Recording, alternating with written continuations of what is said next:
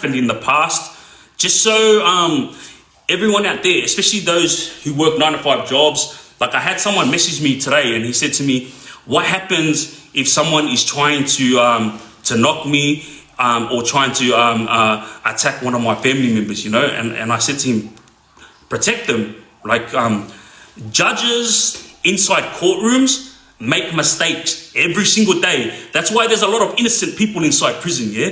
But I explained to this person, the only judge that matters is God, you know? And when you sit before him during judgment day, he's not going to make any mistakes.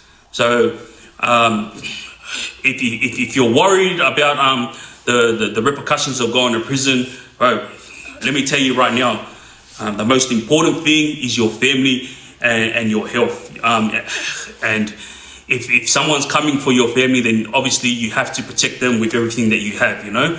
Now, one of the first things that I want to bring up when it comes to rips is extortion, yeah? So extortion is when someone walks in and says to them, this is your business, you have to give me this much every single week, all right?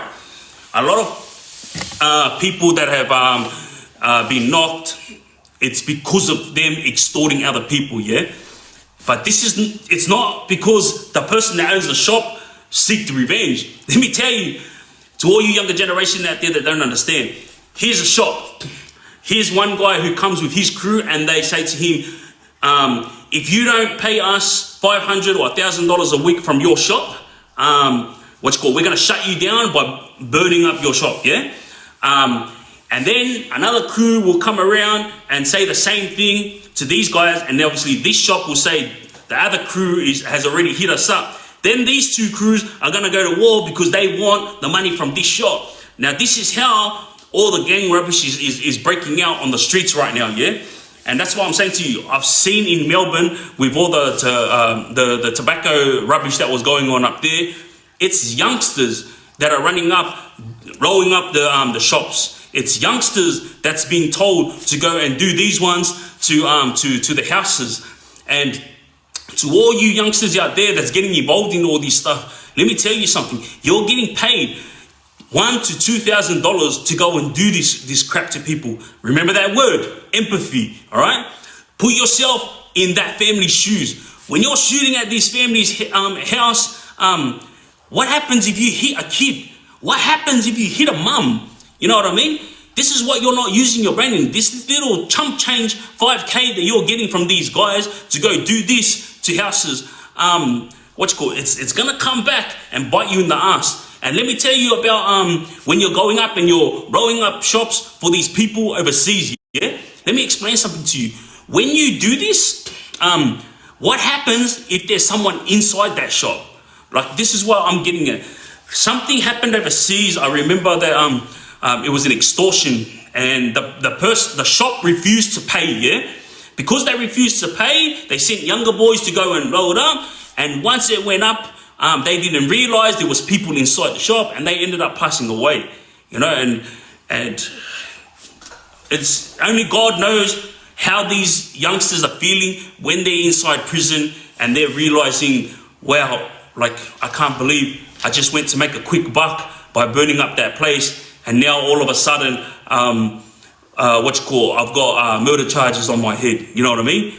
This is what is happening right now, and this is what our kids are going through right now. So all you parents out there, I understand that you can't control your kids, yeah? And I know a lot of you parents out there are giving the hard word to the kids to stay out of trouble and to stay away from the gang life. And I understand that these kids are not listening.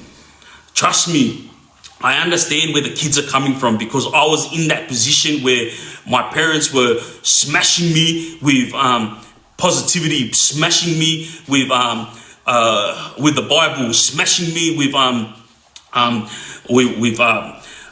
guidance that's just all about staying on the straight and narrow path. All right, and they smashed me that much that I ended up turning my back on them. You know what I mean? So, like I said to you guys, I never grew up in a hard life. Yeah, my family struggled, we weren't middle class, at all. We lived on Struggle Street. We literally lived on Struggle Street, yeah? We had not much food at home, and when we would go to school, we would only have like corned beef or taro to take to school. We didn't have Nutella sandwiches. We didn't have a box of juice to drink. Me and my brothers, we had to go drink tap water, we had to watch the white kids come to school and eat ice cream during lunch while we're sitting there looking at it, So I understand where these kids are coming from when they're frustrated that they're not going anywhere in life, and so they're just following anyone that's giving them a bit of love, But let me explain something to all you younger generation out there. That bit of love that older boy is giving you? That bit of respect that older generation is giving you? Trust me, it's all got a hidden agenda, all right? Now, these hidden agendas, I'm not going to lie to you guys. I've always been honest with people that have crossed my path, yeah? The only time I've had a hidden agenda when it's come to dealing with people is when I wanted to attack my ops, all right? So I'm going to get away from the gang side of things when it comes to myself, because today is all about exposing a gang rubbish, all right? So to all you youngsters out there who don't understand, extortion is something that doesn't just harm the place that you're going to, it harms the people that are in there, yeah? And a lot of these people are hard-working families that come to Australia for a better life. That's why I always say to you guys, I'm not trying to tell you what to do. I'm not trying to be a role model. Like, my parents, I was supposed to die when I was 1 year old, yeah? My parents struggled to get me to American Samoa where doctors were. My life was saved. I got to New Zealand, had a good upbringing there, and then at the age of 6, I came to Australia. And from 1991, when I arrived to Australia, how did I repay them? I repaid them by turning into a criminal. Like, who the hell am I to speak to all you younger generation out there when I was doing bad things throughout my whole entire life? This is why I keep saying to all you younger generation out there, I'm not trying to tell you what to do. All I'm trying to do is tell you my story with the hope that you guys learn from it. All right. Moving on from extortion and all the people that get hurt from it, I'm going to talk about debt collects. Now, I've been involved in a lot of debt collects. Obviously, everybody knows that my brothers and I were always heavily involved in debt collecting for innocent business owners, yeah? So to explain that thoroughly, a lot of people that come to me to collect their debts, I'll refuse to do it unless they have paperwork to show that there is a debt to be collected. Because a lot of people try to trick you into collecting their debt, but really they're trying to rip their business partner. So example, here's 2 guys who own a successful company.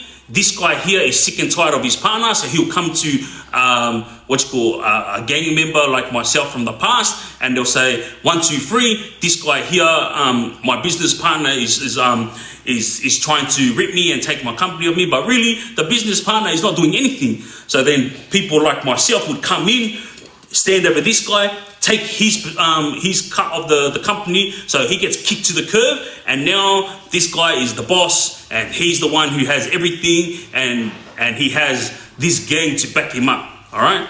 This is why I do not get involved in debt collects that do not have paperwork, because this is called illegal. Yeah, it's not illegal to go and mediate a situation. All right, and that's what I do. I always go and mediate. Like there is a license that you can have to mediate business deals and whatnot, yeah? But I don't need no freaking license, because I can have my dad who's involved in a situation, and then I can go and mediate the situation between my dad and this company.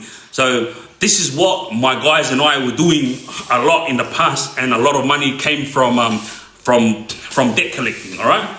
So to all you youngsters that are going out to debt collect right now for gangs, let me explain something to you.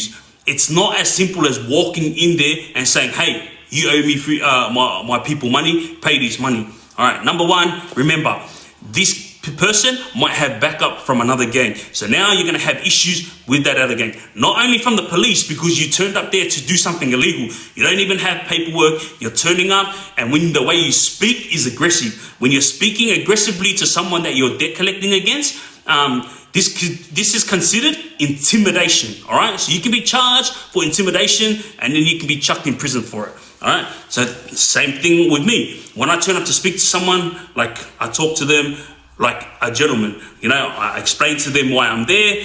I show them the paperwork, and then I explain to them that this is the way to sort it out. And if they don't want to sort it out, then they can take it to court. It is what it is with Triggz. All right, but to all you youngsters out there, I know for a fact, from the past, I've seen youngsters who come to prison. Yeah.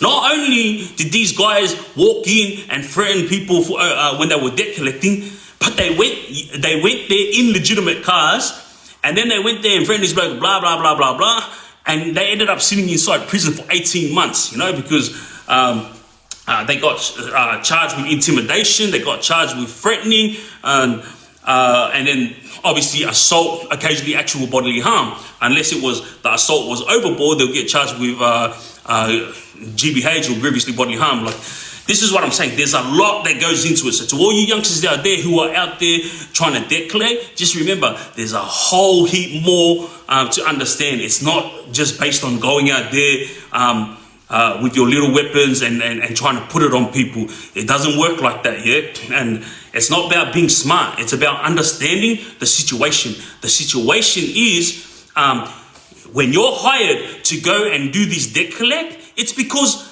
they can't do it. Because you know why they can't do it? Because they don't want to do it. And you know why they don't want to do it? It's because if they do it and they get caught, they're going to get locked up. So guess what they're doing? They're hiring you to go and do that debt collect, so you get locked up if anything happens. And then on top of that, when you're going to collect this $200,000 debt, I bet you any money you're only getting 20K out of it. Yeah? This is what I bet you. Because why I'm saying this is because this is what I was going through when I was coming up, you know. Luckily for me and my guys is I had the brains not to fall for the older boys rubbish. You know, a lot of older boys from different nationalities, they would see that my brother and I were the two types of guys who didn't take a backward step. If we're coming for you, we're coming for you. And a lot of police officers that have dealt with us in the past, I'm going to explain it to you guys thoroughly, yeah? On their system, with my brother, as soon as they as they pull him over or whatnot, like they have to be careful with the way that they speak to him, because they know that he clicks it, yeah? Like, obviously, my brother's not like that now. He's grown up. He's now a father. But I'm just explaining to you how my brothers and I were in the past. You know, we didn't care if they were authority or if they were, like, some big-time bikie gang. Like, we always put our best foot forward when it comes to gangstering on. But when it came to business, we didn't understand it, yeah? Now that I'm older and wiser, like, I know how to speak. I understand how everything works. So I'm sitting here in front of you, all you young boys, and explaining this because I want you to understand what you guys are getting yourselves into, yeah? You're gonna be locked up 110% if you're going to do a debt collect, or if you're going to grab someone, like for example a napping, yeah? If you're going to grab someone and you get caught. You've all seen it. You can Google it. Islanders who are getting caught for napping. A lot of the napping that's been happening around New South Wales and Melbourne was all Islanders, yeah? Yes, of course, there was a lot of Middle Eastern guys that were doing napping, but majority of it was Islander boys. Why were the Islanders getting done for nappings? It's because guess what? The guys that were hiring them were all the guys with money. Majority of the guys who were hiring the Islanders to go and do these get collects were Asians and Middle Eastern boys. Why? Because the Asians and Middle Eastern boys are the ones with the money. Who are the ones with the muscle? Is the Islanders. And then obviously I've seen Koori boys who also got caught for napping someone and trying to hold him hostage. Like, man, I don't even, God willing, they don't shut me down for what I'm saying, but I'm just explaining this thoroughly because all the islanders that are going inside for napping and extortion and all that, they're using you guys. Understand this. And to all you younger generation, all you young Middle Eastern boys that are running around, I know these young guys don't care. You know, they're all walking around with these today. They have no care about anyone, and none of these younger boys care if they have to step towards older boys right now, because anyone's a hard guy when they got this in their hand. You know, we'll tell them to put their fist up, and they'll be hiding in the dark. You know, but if you tell them to catch up, they're definitely going to come with this in their hand. This is what the gang world is right now, and that's why I'm explaining it to you guys. When the older boys are throwing you in the deep end and telling you to go and debt collect and get yourself heavily involved with big corporate companies. So all of you guys know about the big corporate companies that have been stood over for the last freaking 20 years, yeah? I'm not going to say the name, but it's been on the news, 60 Minutes, Current Affair. This big company has had a lot of gang members inside these corporate companies, especially the construction site companies and that, yeah?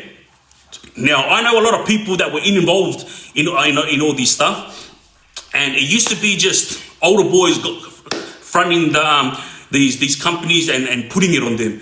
But guess what? Now it's the younger guys, and the younger guys, they use their brain because they don't know how to speak, you know, and as soon as they get there, F this, F that, F this, F that, I want F this, F... This is how the younger boys talk. And if they don't get what they want, they get frustrated, straight away they start throwing punches. And if they're not throwing punches, straight away they're going to do this. And this is what I mean to all you younger boys out there. You're going out there trying to rip the older boys and trying to like do what you need to do for yourself. But then you're going to get locked up. For what? If these older guys are sending you out there to do this rubbish, it's because they don't want to get locked up. So why are you doing it for chump change? You know what I mean?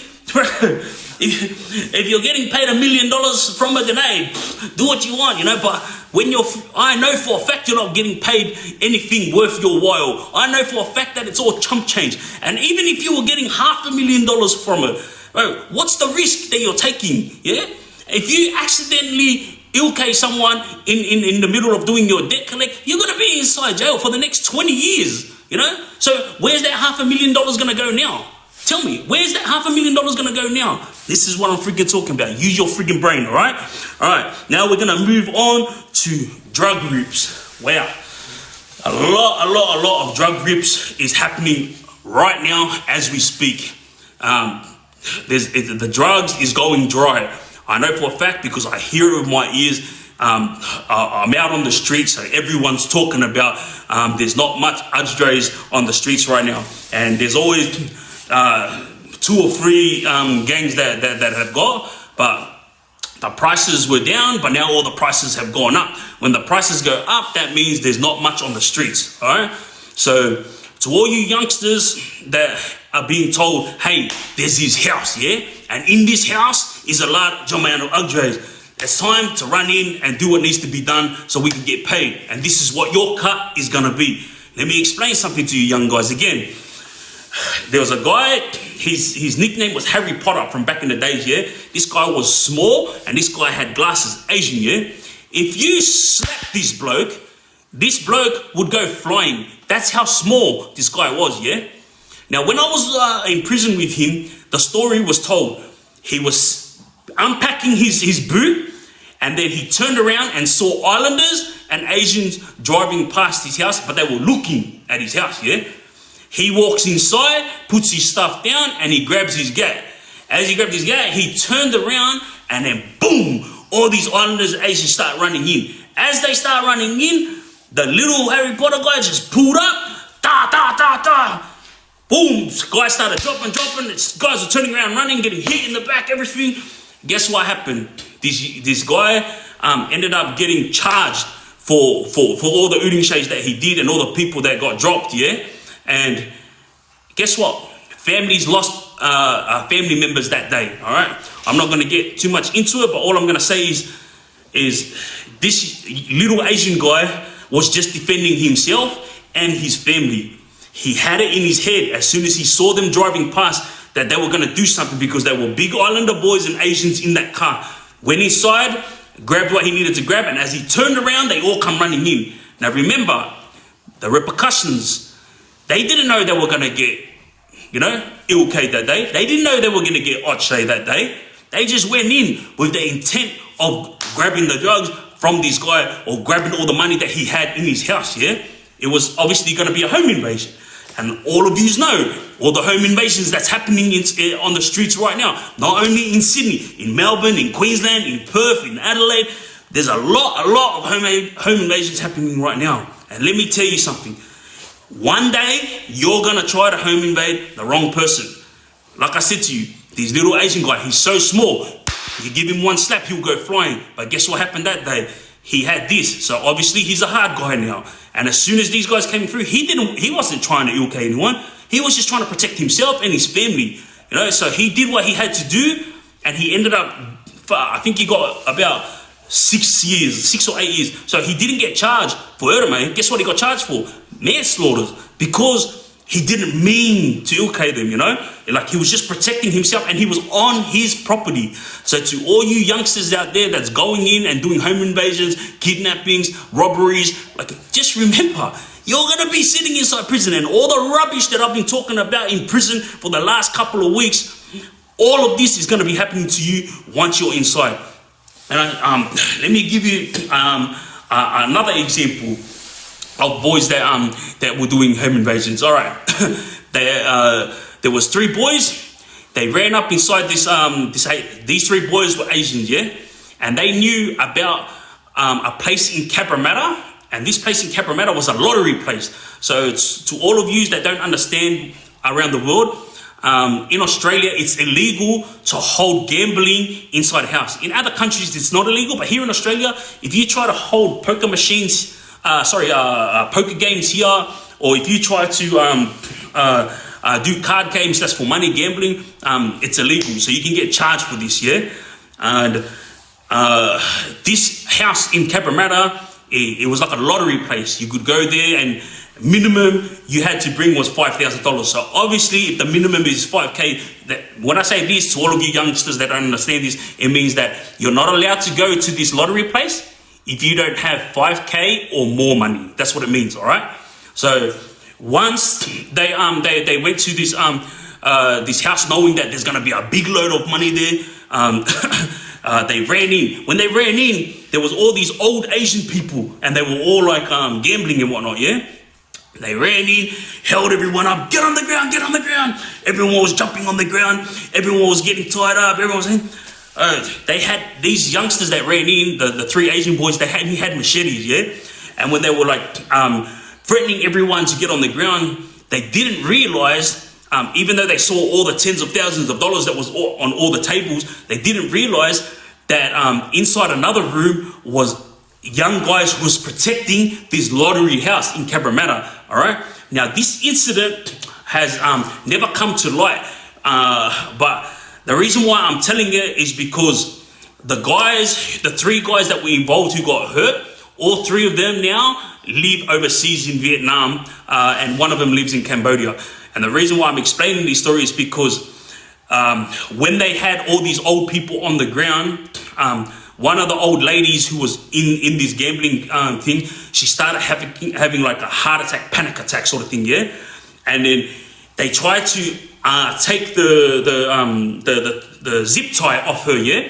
And as they were trying to take the zip tie off her, boom, he got chopped. You know those little axes?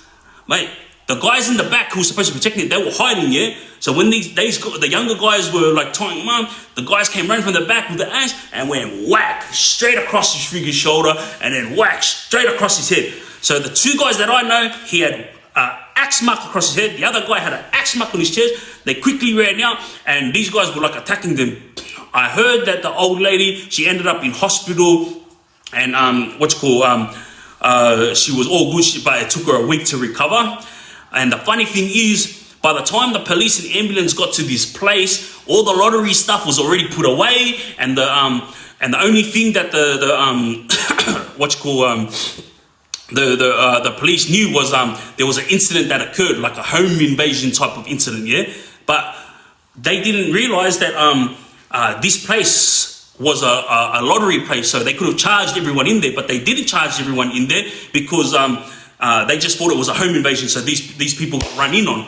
All right, so These two guys who got chopped with the axe ended up at hospital. They were in there for like 3.5 months, recovering and whatnot. And obviously they refused to give information over to the police. And all I know is, out of those 3 guys, one of them, I think is it quadriplegic? When they're on the wheelchair and they're effed up, they can't move. Quadriplegic, is that what it's called? Yeah, I think that's what it's called. So he's in a wheelchair and he's breathing out of a pipe. And this is what I mean.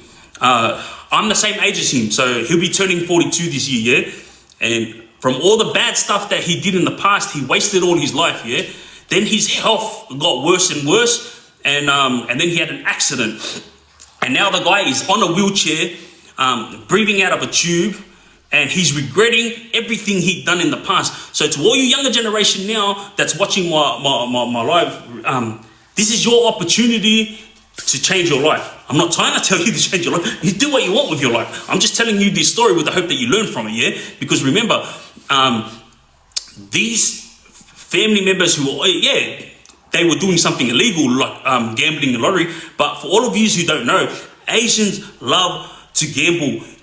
It's not only a thing where it's not only about making money. It's what brings their families together. So they come, they play cards. Like a lot of the Lebanese families, they do this stuff as well. You know, they come together, they play cards. It's not just about making money. Like, it's a family orientated stuff when it comes to Asians, yeah. And so this lottery thing, it was just all different types of families coming together, making money, and it wasn't a gang thing. These guys are not gangsters, but the old school guys who were involved in doing this, they hired young guys to protect them. Then these 3 guys who ran in and did this stupid shit, all of them ended up in hospital, or 2 of them ended up in hospital, and now all of 3 of them are overseas, and they regret their past. I know for a fact that one that has a tubing, I speak to his brother, and mate, he's trying to ask God for forgiveness. You know, like, yeah, God is going to forgive you no matter what. He's going to forgive you. But all I'm saying is, where's your life? It's out the door. You know what I mean? He wasted his whole life, just like myself. Who am I to freaking talk? I wasted over 21 years of my life being in and out of prison. And what did I get out of it? What, a reputation? What am I going to do with reputation? Can I buy my family a house with that reputation? Hey? What am I going to do with this reputation? Am I going to grab this reputation and put it in a safety deposit box because when I retire, I'm going to get some money out of this reputation? Nah, it doesn't work like that. You know, if you maintain your good name, you build your network, you're going to establish things. But if you're just running around in the gang life, trying to be a gangster, and you think that this reputation is going to be the thing that saves you, then you better think again. Let me explain something to you. When you start coming up in the gang world, you're trying to get to the top, yeah? And there's always a gang or someone at the top of the ladder. And everyone's always trying to knock this person or this gang off the top of the ladder so they can take over. And all of you have seen it throughout the years. There's been gang after gang that's been fighting for the top, yeah? Always fighting for the top.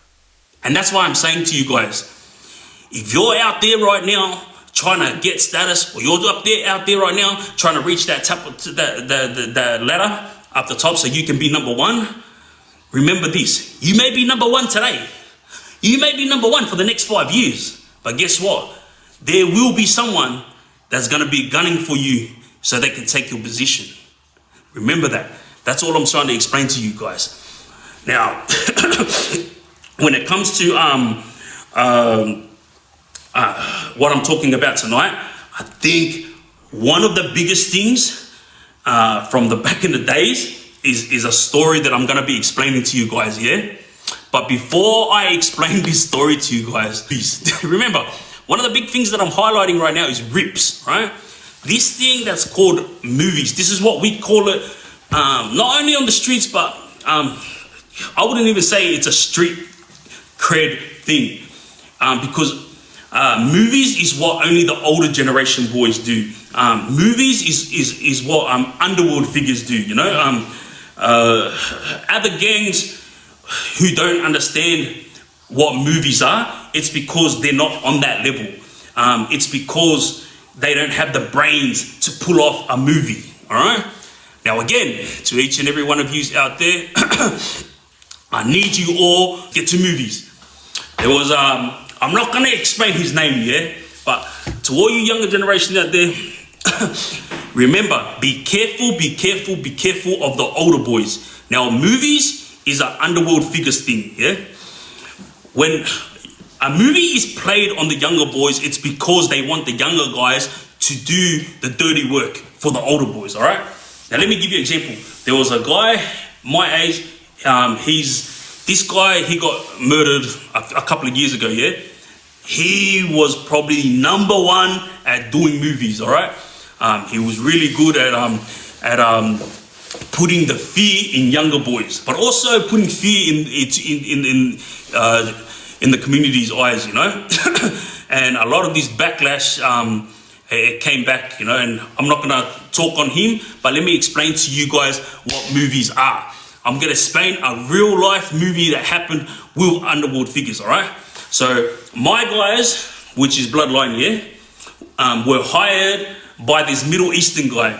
This Middle Eastern guy is well known in the gang world, all right? He hired 3 of my guys to come with him to go and do this movie. Remember, my guys didn't know what movies were. My guys are all fighters and they're frontline soldiers. They don't know how to, conjure up moves such as movies, all right? This is what the movie's called. It's called a movie, all right? So when they went with him, this Lebo guy, all he said was, let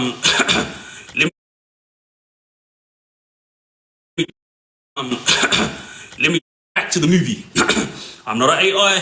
This is Triggz. It is what it is. All right. So this older guy hired the 3 Bloodline boys, and he said this simply to them. Yeah, he didn't even explain to them what was going on. All he said to them was, "As soon as we get there, I want you guys to look angry. You know, when you guys do the haka, I want you guys to look as angry as possible. Yeah, flex, tense. Make sure that you put the fear into the eyes of these guys that we're going to confront." And obviously, my guys are like, "Yeah, frontline soldier stuff is like piece of cake to us, you know." So that's all you want us to do. You don't want us to throw punches. You don't want us to do any of this. All good. You do the talking, and we'll just stand there and look like bad gangsters. Because obviously, that's what my guys are. They're bad gangsters. They go to the place. This place was in Bankstown, yeah?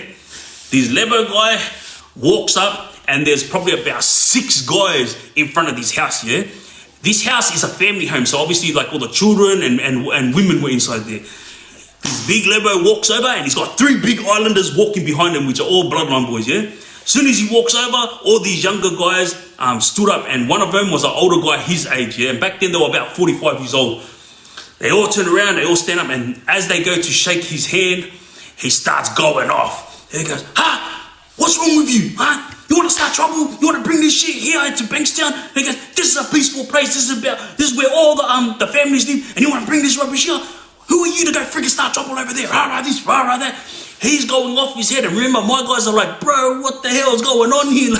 Like my guys were just making sure that they stood staunch and gave them death stares like they were doing the haka, yeah? And as this older guy is going off, the guy that's his age starts going, oh, no, what are you talking about? I didn't even say that. He goes, you did say that. You piece of shit. You came here and you went over there and you started all this trouble. Now it's all coming back to Bankstown. Now I have to call all the shababs together to protect all the boys here and all the families here. All because of you, huh? All because of you. He's going off his net. Now remember, when I'm telling you guys this story, it's because I ended up confronting this Lebo guy about this movie that he pulled off back in the days, yeah? Using my guys. I was in prison when this situation happened. So obviously my 3 guys reached out to me and said, hey, 1, 2, 3, this guy reached out and said he wants us to come and work with him. Are you all good with that? And I was like, yeah, go with him. Obviously he's a trusted Lebo, so he's never done anything wrong by me. So yeah, if he's wanting to make money, go with him, do what he wants, you know?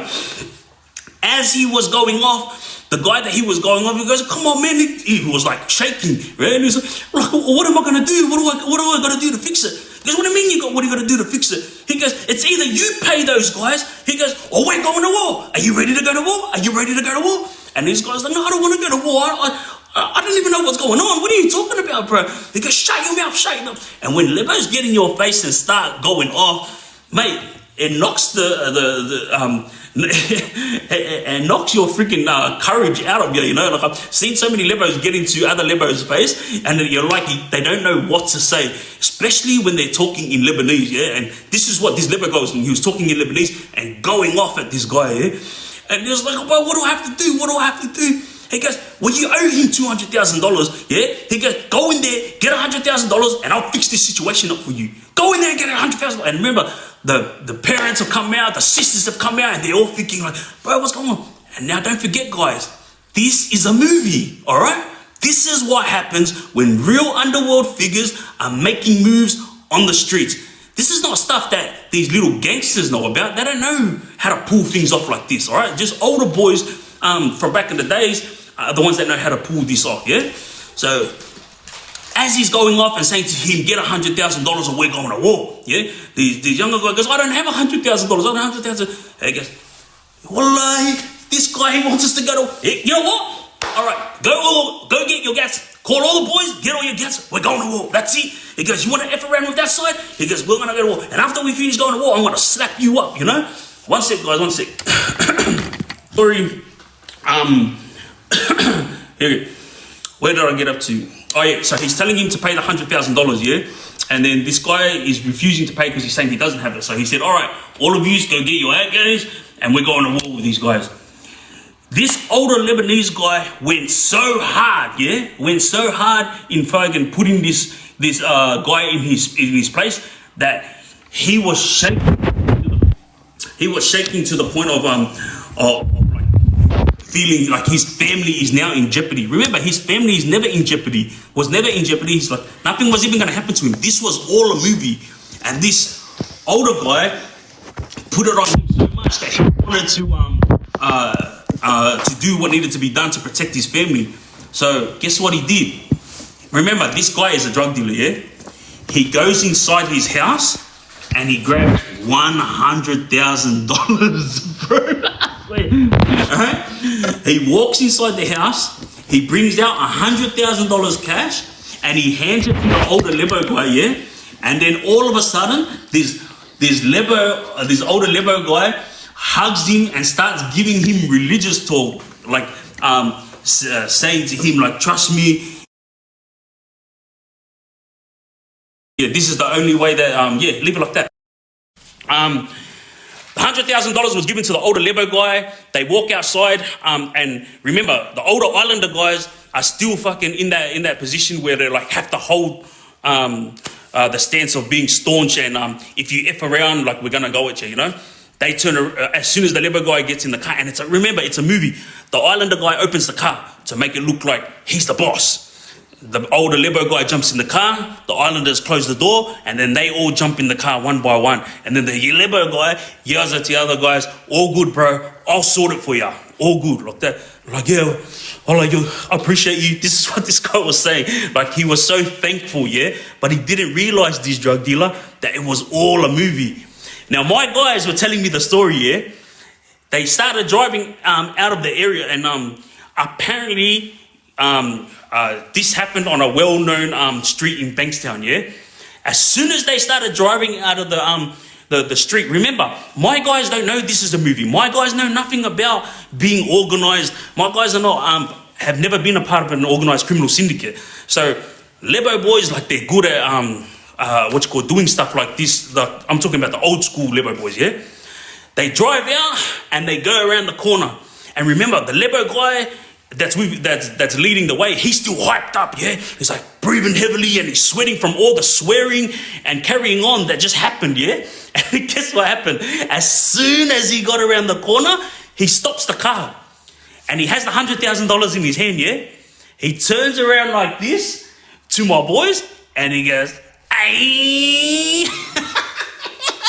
Bro, and all my guys were just like, what the fuck? Like, what's going on? And he goes, and that's what you call a movie. So my guys, this was the first time my guys have ever heard the word movie, yeah? And then the boys were like, oh, what do you mean? He goes, boys, I told you all I was going to get you $5K each. So he paid my boys $5K each to come and stand there like hard gangsters and And he had the rest of the money. They got $100,000, paid my guys $5K each. And this was the day that my guys learned what a movie was. And I remember my guy saying to me, he goes, bro, I could never ever pull that off. Like, it was so real that my guy was going, I was thinking, bro, we're going to freaking go to war for $5K. Are you serious? So remember, my guys didn't even know what was going on. They just thought, shit, we're going to war for $5K. But they didn't realize it was a movie. So to all you younger generation out there, let me explain something to you, yeah? Be careful, be careful, be careful of older boys that try to use movies on you. For example, if you're in debt to them, yeah? If you're in debt to another gang and one of your older boys knows about it, they could pull a movie on you. For example, they're going to say to you, all right, listen to me. You're in debt to them. I'm going to try to sort it out for you, yeah? And this is what they do to get younger generation to follow them. They'll go and then they'll come back. Then they'll start going off, putting on a movie, yeah? You piece of shit, you ripped him, blah, blah, this, blah, blah, that. And the younger guys go, I didn't rip him, right? I just owe him money. Like, I'm going to work. I'm going to try to get the money like that. He goes, nah. He goes, man, I have to fucking put my best foot forward to protect you. I have to make sure that I go hard for you, you freaking piece of shit. You brought all this trouble and all this drama here. This is the way that the older boys get the younger boys' loyalty, all right? Because the younger guy is going to start thinking, oh, shit, my older guy, he's freaking so loyal and loving towards me that he's going to go and call peace with this other gang that I owe money for, yeah? I owe money to. Then this older guy will pretend that he's going to go and talk to this other gang to sort peace, yeah? But really, he goes and sees the other gang and he says to them, listen, he goes, the debt that the younger guy owes, he goes, we're now involved. We're going to make sure that he pays it. But all I need from you guys is to stay out of the drama. So this older guy has swindled this move, but he swindled this move in order to gain this young kid's loyalty. Yeah, remember, because this young kid, all he is a dealer. So all he wants to do is make money. He's not there for war. He's not there for drama. Yeah, but this older guy will swindle this move on this younger generation kid, so that they can gain this guy's loyalty. Now, as soon as he goes back, he's going to tell this younger guy, he goes, all right, I sorted it for you. They're not going to touch you. Make sure when you got the money, you bring it to me and I will take it to them. You no longer have to speak to them. I don't want you to associate yourself with them. From now on, you be loyal to me and the gang. No one else. You never go speak to anyone else. This younger guy is going to think, oh, you know what? Bro, 100%. I'm going to be loyal to you. I'm going to do anything you. Wallah, here he goes, I'll go hard for the team. Yeah? This is right now, this is family. From now on in, you're my family. I've seen younger boys say these words, yeah, to older boys because of moves that will swindle like this inside prison. This has happened in prison. I'm not talking about outside. This has happened in prison as well. A lot, yeah? And then as soon as the older guy has got this younger guy's loyalty, yeah, straight away, the first thing he does is throws him under the bus. Hey, listen, there's this guy that I need knocked, yeah? I need you to friggin' step up to the plate. You're gonna step up to the plate for the family, huh? Your family now. You ready to step up to the plate? The younger guy straight away is like, yeah, 100%, bro. What you did for me, I'll never forget it. You know, I love you. All you gotta do is just give me one of these, and I'll go do what needs to be done for the family. Use my family. Remember, this is what I've seen with my own eyes. All right. As soon as the older guy gives the younger guy this, the younger guy goes and does something stupid, ends up in prison for the next 20 years. So remember, to all you younger generation out there, be careful of the older boys that pull movies. And to all you innocent shopkeepers out there, company owners, families, these are the moves that real underworld figures pull, all right? Be careful, be careful, be careful of movies. All right, I'm freaking sick and tired of my fucking phone falling.